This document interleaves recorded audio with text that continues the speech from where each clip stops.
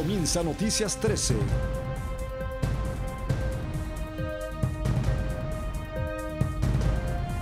Desde Puerto Rico, su hora informativa por el canal de la familia.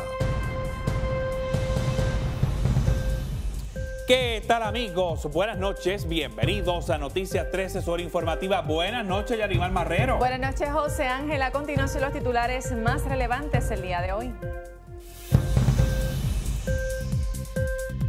Sindicatos se unen en contra de la videolotería.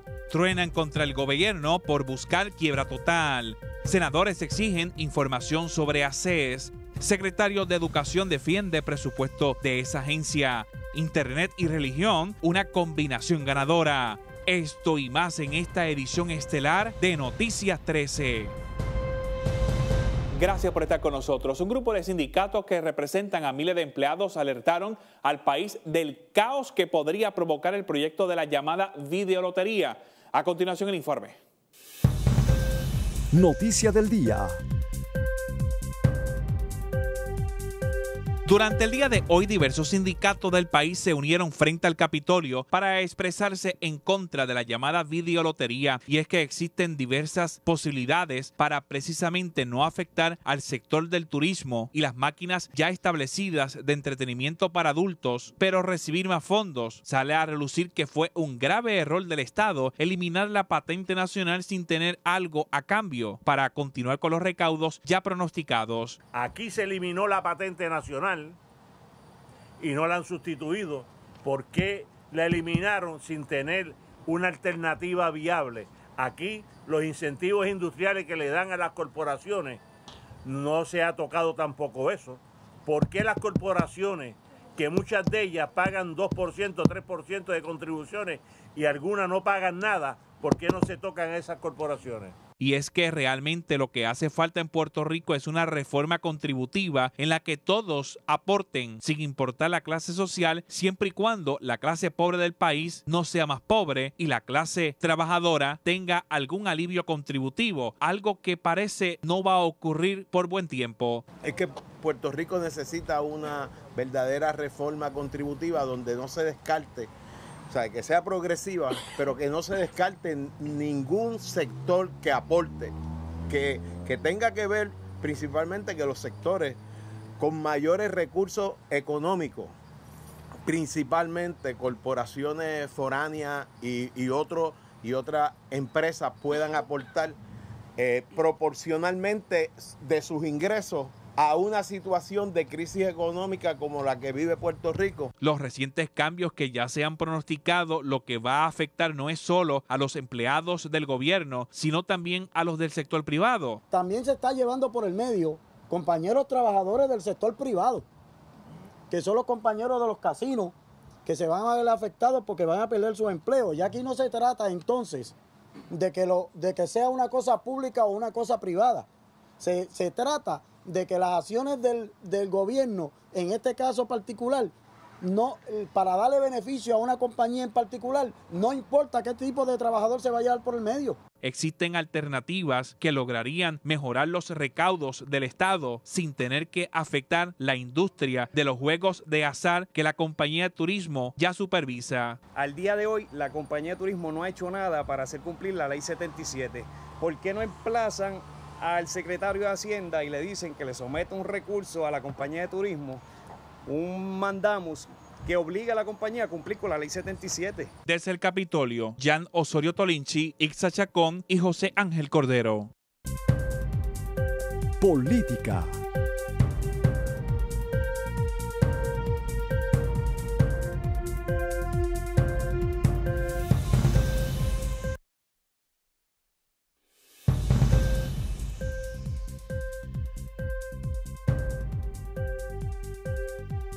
La portavoz del Partido Nuevo Progresista, Jennifer González, denunció un incremento dramático multimillonario en los honorarios de las firmas que asesoran en temas relacionados a la Autoridad de Energía Eléctrica y la deuda pública de la isla.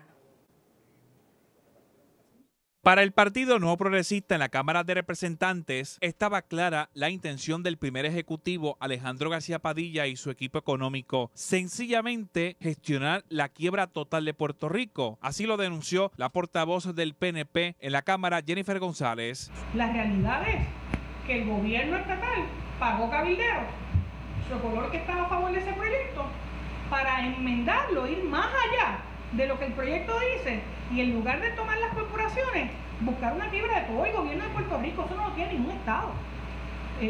Es literalmente engañar al comisionado residente, engañar al pueblo de Puerto Rico, engañar al país, engañar a los bonistas, engañar a los inversionistas que son retirados locales, que son empleados en Puerto Rico, es engañar a toda la comunidad internacional.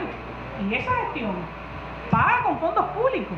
Aquí no hay dinero, pero se han ido en 3 años y medio, 60 millones de dólares. Y es que haber endosado la pieza legislativa presentada por el comisionado residente que buscaba permitir que las corporaciones públicas pudiesen acogerse a la ley de quiebra federal era solo la gran excusa para gestionar una quiebra total. Nosotros vamos a estar solicitando en el pleno de la Cámara que se interpele a la presidenta del Banco Gubernamental de Fomento sobre su gestión como presidenta del banco, para que le haga una explicación a la Cámara de Representantes, no solamente sobre las finanzas del Banco Gubernamental de Fomento, que le hable claro al país sobre las contrataciones de estas firmas de reestructuración, los gastos, la contratación de Donahue, los aumentos en los contratos, las firmas de cabilderos, las gestiones en Washington, y cuál es la política económica que este gobierno ha asumido con fondos públicos para desacreditar a Puerto Rico. ¿Cuáles son las acciones a corto y largo plazo que este gobierno piensa tomar para las acciones económicas que nos avecinan?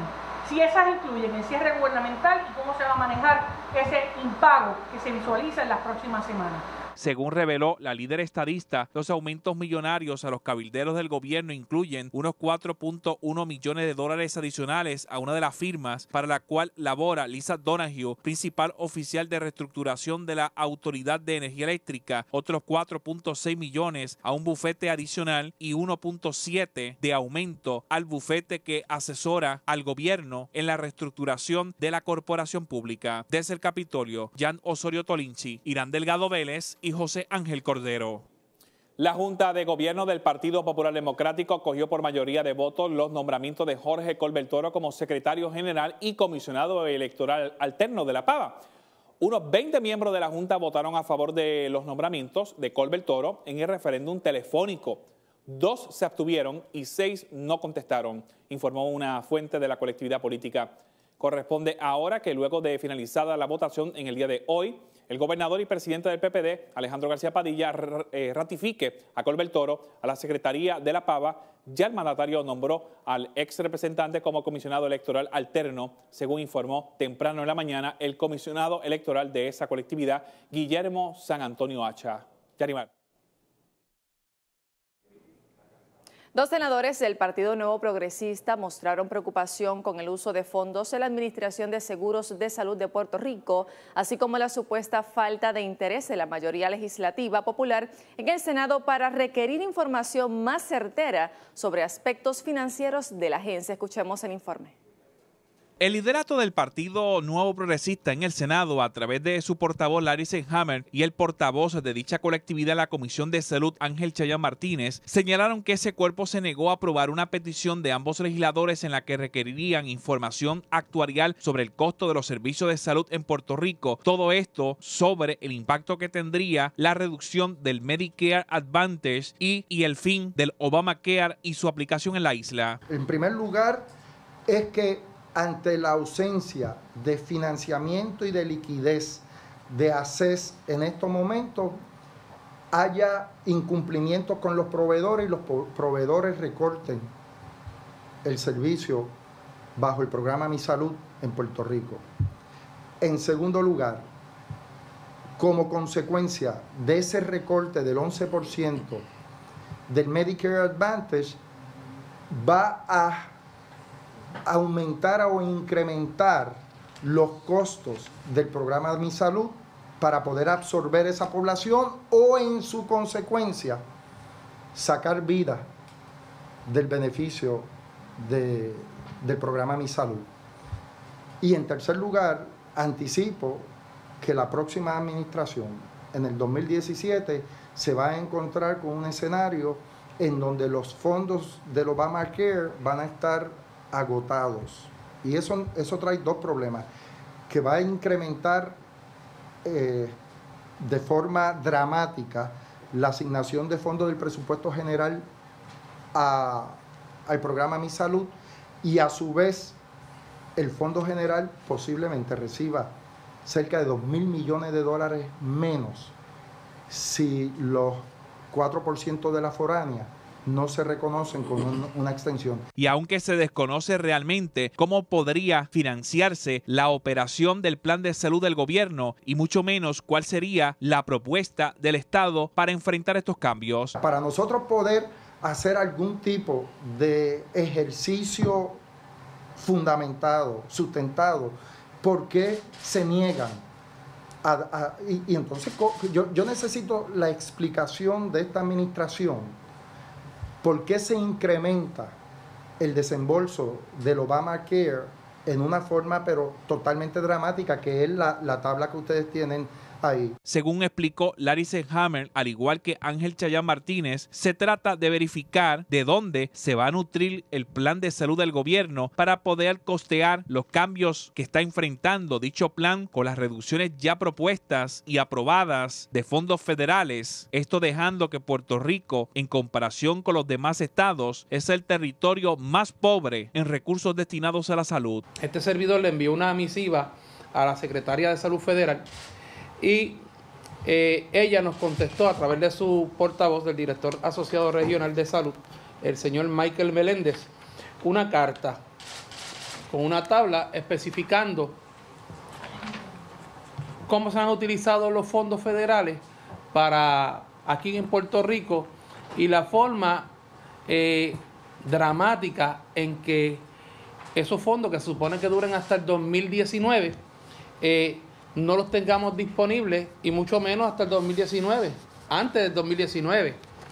El incremento ha sido así. Estamos hablando de que si hay un incremento de 1.2 billones por año, según la data que nos da la Michael Meléndez, con quien yo estuve hablando esta mañana en conference call, y realmente validó lo que el compañero portavoz está solicitando y está pidiéndole a ACES, que ese incremento de 1.2 millones anuales, ¿verdad? Va a ocasionar un efecto boomerang, porque estos pacientes que son de los Advantage van entonces a brincar, por utilizar ese término, a Mi Salud. ¿Qué pasa? Al brincar, va a elevar los costos, va a elevar los gastos, y nosotros nos vamos a quedar sin fondos para administrar Mi Salud. O sea, yo entiendo que es bien determinante de que el director de ACES, Ricardo Rivera, tome en consideración los pedidos que ha hecho el señor portavoz y la delegación del Partido Nuevo Progresista, para partir de una base concreta de cómo tendremos que atender este asunto para que el sistema de salud en Puerto Rico no colapse. Desde el Capitolio, Jan Osorio Tolinchi, Ixa Chacón y José Ángel Cordero. Gobierno. Con miras a mejorar el aprovechamiento académico de los estudiantes del sistema público, el presidente del Senado, Eduardo Batia, pondera adaptar las asignaciones presupuestarias que recibe el Departamento de Educación al desempeño que demuestren los alumnos, mientras el profesor Rafael Román dijo que las pruebas puertorriqueñas son uno de muchos factores que se usan para evaluar al estudiantado. El secretario del Departamento de Educación, Rafael Román, asistió este martes a la vista pública para defender el presupuesto recomendado para dicha agencia del año fiscal, que comienza el 1 de julio del 2015 y finaliza el 30 de junio del 2016. Dijo que el plan de flexibilidad llegado con el Departamento de Educación Federal ha permitido hacer grandes ajustes y cambios en beneficio de los estudiantes. La administración responsable de nuestro presupuesto estatal nos ha permitido utilizar fondos federales para complementar las iniciativas de transformación de nuestro sistema. El plan de flexibilidad promueve la implantación de un currículo de alto rigor que permite que nuestros estudiantes desde pre-kinder hasta el 12º grado desarrollen las competencias esenciales para el siglo XXI para promover una transición efectiva a la vida universitaria. Según el secretario, incluso se ha logrado aumentar la cantidad de alimentos que se compran directamente a los agricultores del país, mejorando así la bandeja que se ofrece ya un 60% de productos cosechados en nuestras tierras. La Autoridad Escolar de Alimentos mantendrá sobre el 60% de productos del agro puertorriqueño en la bandeja escolar, producto que ha aumentado de un 25% cuando empezamos en el departamento hasta un 62% ya que está en la bandeja, un 60% que está en la bandeja escolar. Se ha negociado con la Administración y Desarrollo de Empresas Agropecuarias, ADEA, los precios establecidos en el convenio interagencial de frutas y hortalizas frescas para lograr una economía de $444,000 en esa área. Continuaremos negociando durante este año los empaques de carne fresca durante el próximo año fiscal 2015-2016. Por otro lado, y uno de los grandes dolores de cabeza del Departamento de Educación lo es el programa de educación especial, dijo que para el próximo año fiscal las cosas mejorarán aún más. Para el año fiscal 2015-2016 se proyecta continuar con el plan de trabajo agresivo para mejorar los servicios a los estudiantes del programa de educación especial, mientras garantizamos que los recursos del Estado lleguen donde tienen que llegar, que cada dólar se invierta en beneficio de nuestros estudiantes. Confiamos en que lo anterior redundará a continuar aumentando los niveles de cumplimiento en la sentencia por estipulación del caso Rosalía Vélez versus el Departamento de Educación y con los parámetros establecidos por el Departamento de Educación Federal. Por último, el presidente del Senado, Eduardo Batia, le hizo varias preguntas al secretario, una dirigida, por ejemplo, a los resultados no tan buenos de las pruebas puertorriqueñas, uno de los medidores que se utiliza para evaluar a los estudiantes. Con estos resultados de las pruebas puertorriqueñas de aprovechamiento académico, que usted indica que es confiable, si confiamos en esos números, hay algo aquí que está dramáticamente mal en nuestro sistema educativo. Entonces, ¿qué hacemos? O sea, ¿cómo corregimos este problema? La prueba puertorriqueña es un indicador, dentro de otros indicadores de medición que se usan en las escuelas públicas, como en cualquier institución pública educativa. Yo lo traduzco al maestro de salón de clase que tiene durante el año hasta 18 criterios para evaluar a un estudiante. Tiene 18 indicadores. La prueba puertorriqueña es un indicador más que es confiable. ¿Por qué es confiable? Y yo quiero enfatizar en esto. La prueba es confiable. Hay que cambiar las condiciones para que con esta prueba, donde es uno de los indicadores que no estamos o no se está evidenciando en la mayoría de las escuelas un desempeño académico de los estudiantes, se puedan crear las condiciones para que el estudiante, el maestro, la escuela pueda tener un mayor número. Desde el Capitolio, Irán Delgado Vélez, Isa Chacón y José Ángel Cordero. El gobernador Alejandro García Padilla realizó hoy un recorrido por la zona portuaria donde visitó las instalaciones de la compañía de carga marítima Sea Star Line con una inversión de $400 millones. Esta empresa naviera integrará 2 nuevos buques de carga y realizará mejoras al terminal portuario de Puerto Nuevo. Los nuevos buques dedicados al comercio de Puerto Rico serán propulsados por gas natural licuado, siendo las primeras en su clase. Los nuevos barcos son los primeros totalmente nuevos en ser comisionados a Puerto Rico en 40 años y tienen una capacidad para acomodar hasta 350 contenedores refrigerados. El primer buque, Isla Bella, se espera llegue a Puerto Rico el 17 de octubre del próximo año. Entrevista. Ya lo había denunciado hace algún tiempo Gilberto Barbero, mejor conocido como Dr. Chopper, la modalidad de engañar a los consumidores. Y una de las empresas que ha estado haciendo eso parece que es AT&T, y lo acaba de determinar la FCC, quien ha dicho que tiene que pagar unos $100 millones por decir que tenía tarifas ilimitadas y engañaba al consumidor. Gilberto Barbero. Gracias, Cordero, por tenerme. Y no era tanto que dijera que tenía tarifas ilimitadas, era que venía cuando tú excedías una cantidad de consumo, te apretaba, te ponía, bajaba la velocidad. Sí, te ponía un tapón para tú no poder accesar por lo que supuestamente que era ilimitado. Y aquí, ilimitado 4G LTE. Exacto. Entonces, ¿qué pasa? Los consumidores empezaron a querellarse, y empezaron a querellarse tanto en Puerto Rico como en los Estados Unidos. Y entonces AT&T fue multada por $100 millones y ya había sido intervenida hace unos meses atrás por el cramming, por cobrar unos cargos en la facturación. O sea, que básicamente se tarda, pero llega. El problema y lo bueno de esto es que han sido los propios consumidores los que se han quejado.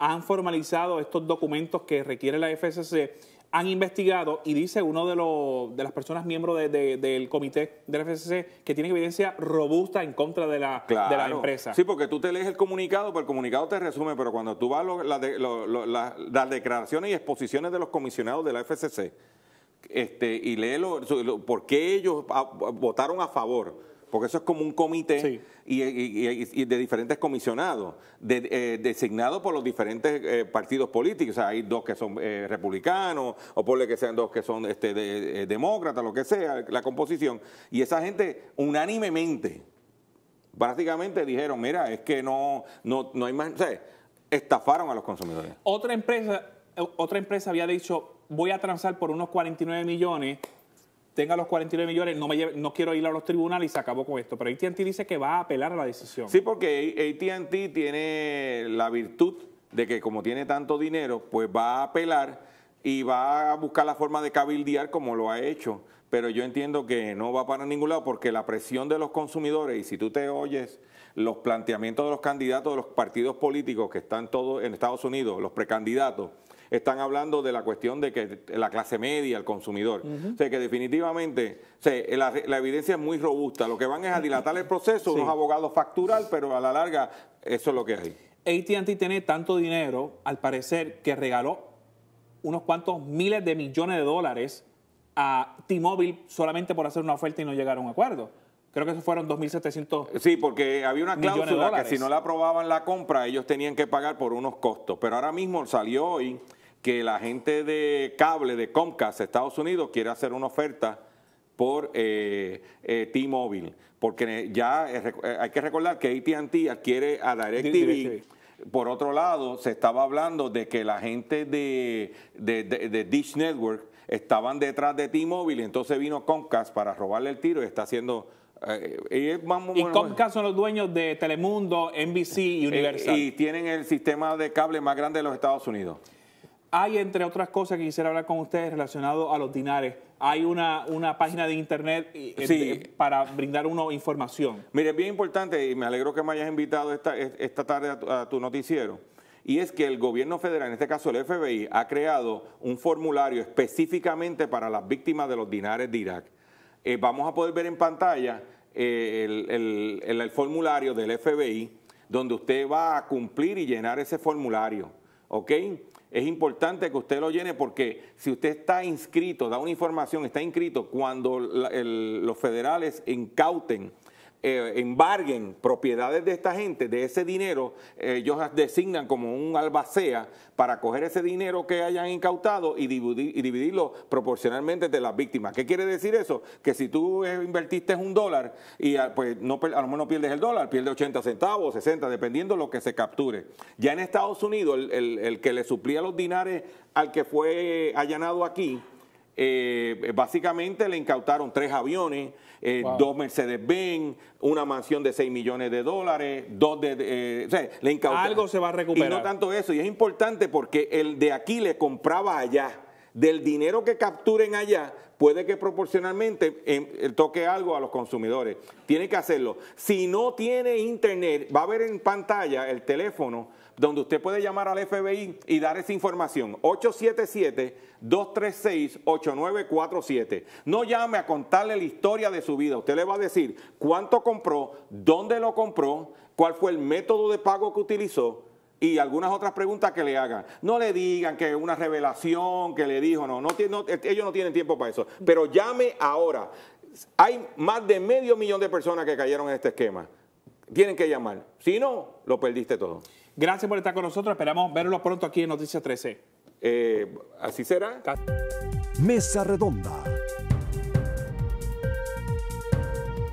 Como todos los miércoles, tocamos un tema para el análisis de Ignacio González. Y hoy vamos a hablar sobre el impago y la falta de liquidez del Banco Gubernamental de Fomento. Y es que el impago, según algunos medios noticiosos, está a la vuelta de la esquina. Gracias por estar con nosotros. Bienvenido. Gracias por recibirme, Cordero. ¿Esto realmente es tan malo como se ve?